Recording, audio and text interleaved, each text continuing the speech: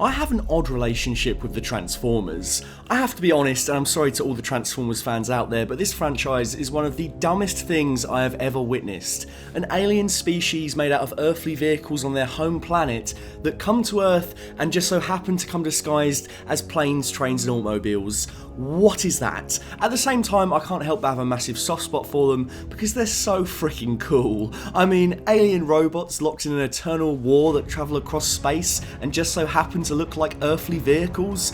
Hook it to my veins. It's so stupid it loops back round to being awesome again. I know that the Micheal Bay movies tried to explain that all away by supposing that they take the vehicle disguises when they come to Earth, but honestly, who cares about the why? Speaking of the Bayformers, those movies are the heart of my love-hate relationship to the Cybertronians. I never really enjoyed them in the cinema, finding them overly long and nauseating to watch, but found myself coming back to them in the comfort of my living room and appreciating the spectacle, even if it was often strung along by wafer-thin characters and insanely silly plot beats. It's really rare for me to recommend a movie at home over seeing it on the big screen. Going to the cinema is a magical communal experience that you can never replicate at home, no matter how good your 4K telly and surround sound system is, and I will die on that bloody hill. But the problem with the Transformers movies has always been how they choose to capture these incredible automatons. Micheal Bay shot all of his installments with grand sweeping shots that captured the huge scale of the Autobots. They tower over Sam Witwicky and Marky Mark, they come across as heavy and feel like insanely powerful forces of nature. The robots are often framed from the perspective of the human characters, and that meant that sometimes the robots were not so easy to make out. If they clashed together and happened to be similar colours or gunmetal grey, then good luck making out what the hell was going on.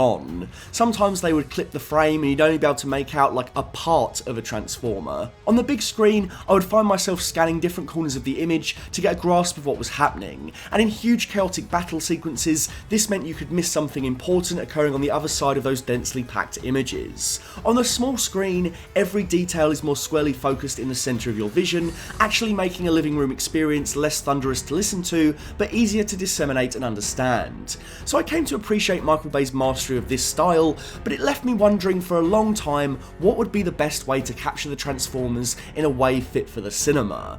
And now, with Transformers Rise of the Beasts, we have a truly different take on Autobot cinematography. Finally, the Transformers are in full view, with less low angles and busy frames, and now that I've seen it, after all these years, I'm left pondering whether or not that truly is better. Make no mistake, this is not me hating on Rise of the Beasts, the movie isn't out, yada yada yada, spare me the comments please. It has every opportunity to deliver a fun story with some great action. I didn't think the trailer looks bad, I actually had a really fun time watching the trailer. I'm genuinely unsure how I feel about this approach and whether it is truly better. I do not berate the filmmakers for going this way because it's an approach I've wanted to see for literally years. Ever since I saw a Transformers movie in 2007 on the big screen in all its nauseating glory, I thought, why don't they just frame them up the way they would frame regular people? Why does the action have to constantly be from these topsy-turvy angles? So please don't think I'm hating. I'm not hating. I just don't know if this is ultimately the better option based on this first sizzle. Framing the Transformers like this has the unexpected drawback of making them look kind of small. It will also depend on how much of the movie has these jungle backgrounds as opposed to the cities, where you can more easily draw size comparisons to everyday objects like other cars. That's why the first Bayformers and Dark of the Moon had much better finales than the middle problem child Revenge of the Fallen, and the less said about the Marky Mark installments, the better. Hey, it's me, Marky Mark, and I found a Transformer! The Bayformers movies do not look as well framed as this new iteration, but they certainly captured the size and weight of these machines. I think it's easy for the audience to think they're smarter than the filmmaker. We do it all the time. That's not to say the audience is stupid, far from it, but I have to stop and pinch myself now and come to the conclusion that Micheal Bay probably did think about filming the Transformers in a more traditional style all those years ago, and realised that style would come with its own problems. You lose the sense of scale and power, you lose the sense of awe from the human beings who stand next to these creatures and look like tiny insects. These starkly different approaches have their own benefits and drawbacks, both equally leave me wondering if there is another approach that could really nail it. I want my Transformers to be captured adequately, but I also don't want them to feel tiny. I want this to feel big and epic. They're giant transforming robots. It's okay to frame them this way in cartoons, but in live action I think you need that Bay magic somewhat. You need to feel like these things are larger than life. Even when the Transformers are alone in the Bay movies and having conversations with each other, the cinematography keeps to those same moving low angles that we used when they interact with human characters, so that cinematic language is never lost. Stephen Caple Jr. is not as seasoned of an action director as Bay was when he first took on Transformers. I admired his work on Creed 2, even if it didn't quite measure up to Ryan Coogler's direction in the first movie. I've never found Shia's performance in these franchise movies annoying, to be honest. I actually enjoy him as a goofball, plus all the Linkin Park soundtracks absolutely rip.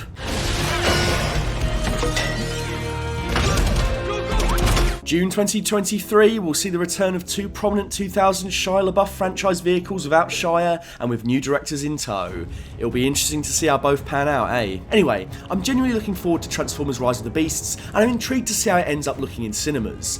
I think it will be cool. It will be different to Bayformers, but that doesn't mean that it's going to be necessarily worse or better. And whether or not it works, I can see that a change-up was sorely needed after 5 Bay movies that culminated in the series' low point, Transformers: The Last Night.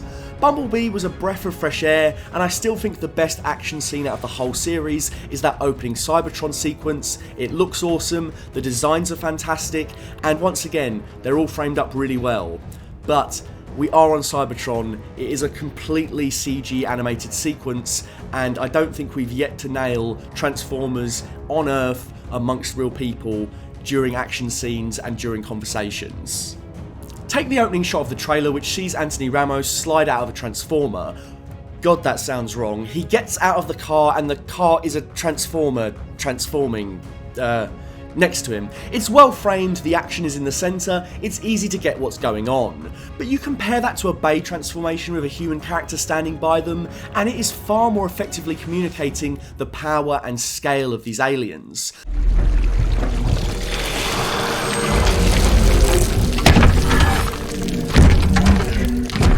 By getting the Transformers fully in frame, you have to then make the humans small, which robs us of our connection to those characters viewing these robots. When Bay frames his movies around the humans, you get the same kind of angles and awe looking at the Transformers that the characters do. It's a visceral connection that is sorely lost. Again, not saying it's worse necessarily, I know I'm going to get told I'm hating on a movie that hasn't come out yet, but it's something I find interesting. In Bayformers, these things always come across as huge. In Rise of the Beasts, you could mistake some of these robots as Andy's toys. There's less there to communicate the scope, as if you could be standing anywhere and they could be any size.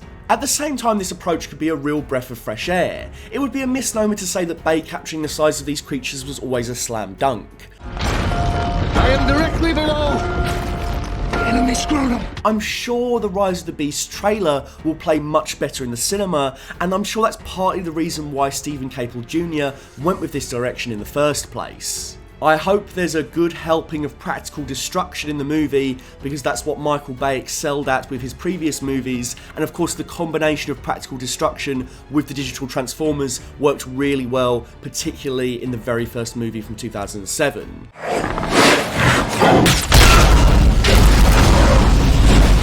It's unclear how much practical destruction will be in this new film. The crescendo to the trailer shows the Transformers engaged in battle away from human civilization, so obviously everything is CGI against a pretty basic backdrop. We're getting Cybertron vibes again, but it seems clear the intentions are to move away from copious amounts of carnage to focus on the creatures. So, you lose one thing, but you gain another. We might get some of the best Transformers hand-to-hand combat in the entire series, and I'm very excited for that. The only conclusion I can come to right now is that the Transformers are inherently so hard to capture on film, whether you choose to frame them like regular characters or as hulking behemoths. But that doesn't mean I think we should stop trying. The hits and misses of the Transformers franchise are always at the very least intriguing, and I'll be there for Rise of the Beasts to see just how well this new lease of life for the franchise delivers. I send this message to fellow Transformers enjoyers seeking refuge among the stars. We are here. We are waiting. A big thank you to my full fat tier patron, Dr. Chike. If you'd like to donate money to my Patreon, you can find me at patreon.com/fullfatvideos. If you'd like to find me on Instagram, you can find me at full_fat_videos. And if you'd like to find me on Twitter, you can find me at, you guessed it, at fullfatvideos.